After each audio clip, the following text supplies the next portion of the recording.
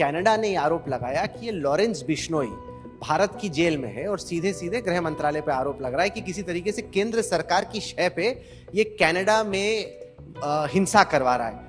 अब सब ये जानना चाह रहे हैं कि अगर वो जेल में है तो ये कैसे हो रहा है। देखिए, विदेश मंत्री जी ने इनको कहा है कि आपके पास जो भी तथ्य हो हमारे सामने रखिए, हम कठोर कार्यवाही करेंगे। 3 नए आपराधिक न्यायिक व्यवस्था के कानून लेकर आए हैं। कोई भी एफआईआर हो, सुप्रीम कोर्ट तक आपको 3 साल के अंदर न्याय मिल जाएगा। किसी को जेल में बेवजह रहने की जरूरत नहीं पड़ेगी। भारत और अमेरिका साधारण तौर पे स्ट्रेटेजिक एलाइज हैं, दोस्ती बहुत गहरी है। हाल ही में हमने देखा कि भारत की सरकार ने पहली दफा अमेरिका की डीप स्टेट पे आरोप लगाया कि भारत में जो गतिविधियां हैं, जो विपक्ष को ये असला मिल रहा है, उसको अमेरिकन डीप स्टेट स्पॉन्सर कर रहा है। उसके बाद अमेरिका के अमेरिकन स्टेट से क्या लेन देन? अमेरिकन डीप स्टेट आप ही की सरकार ने आरोप नहीं, वो तो ठीक है, हम अमेरिकन सरकार पर नहीं लगा रहे यार। नहीं, क्योंकि अमेरिकन एम्बेसडर और वहां की फॉरेन मिनिस्ट्री ने कहा कि ये तो बड़ा गलत है, इस तरह से आरोप नहीं लगा। वो ठीक है, हमारा एक स्टैंड है, हमने रखा है। सर, अमेरिका का नेबर है कनाडा।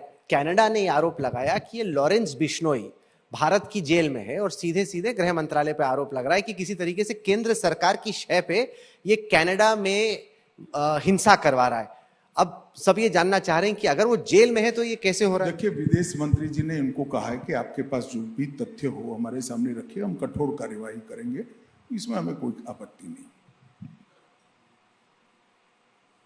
नहीं, क्योंकि आपने इतना छोटा सा जवाब दिया, मैं सोच रहा था कि थोड़ी तफसील से बातचीत होगी। अरे भाई, सवाल कितना बड़ा हो इससे मतलब नहीं है, जवाब सही हो इससे जवाब लंबा नहीं हो सकता ना। नहीं, पर ये जो लॉरेंस बिश्नोई पे जो आरोप लग रहे हैं वो तो जेल में है, ये कैसे गैंगस्टर? राजनीति में आरोप लगते हैं, जैसे आपका सवाल पूछना बड़ा स्वाभाविक होता है, इससे राजनीति में आरोप लगाना है। परंतु हमने, हमारे विदेश मंत्री जी ने उनको कहा है जो कि भी तथ्य है हमें दीजिए, हम उस पर एक्शन देंगे। तथ्य की राह देख रहे हैं। एक चर्चा जो बहुत ज़्यादा है वो ये है कि हमारे जो देश की जेलें हैं, हालांकि स्टेट सब्जेक्ट है, लेकिन फिर भी बिना नाम लिए हुए किसी गैंगस्टर या क्रिमिनल का सबसे ज़्यादा आज़ादी जेल के अंदर है। और आजकल जो नए नए डॉन या गैंग वो जेल से ही बड़े होकर निकल रहे हैं। तो क्या एक जो जेल सज़ा के लिए था अब मज़ा बन चुका है, उसके बारे में आप लोग कुछ? देखिए, हम 3 नए आपराधिक न्यायिक व्यवस्था के कानून लेकर आए हैं। मैं देश की जनता को विश्वास के साथ कहना चाहता हूं, इसके 100% इम्प्लीमेंटेशन के बाद, जो कि चंडीगढ़ में हो चुका है, कोई भी एफआईआर हो, सुप्रीम कोर्ट तक आपको 3 साल के अंदर न्याय मिल जाएगा।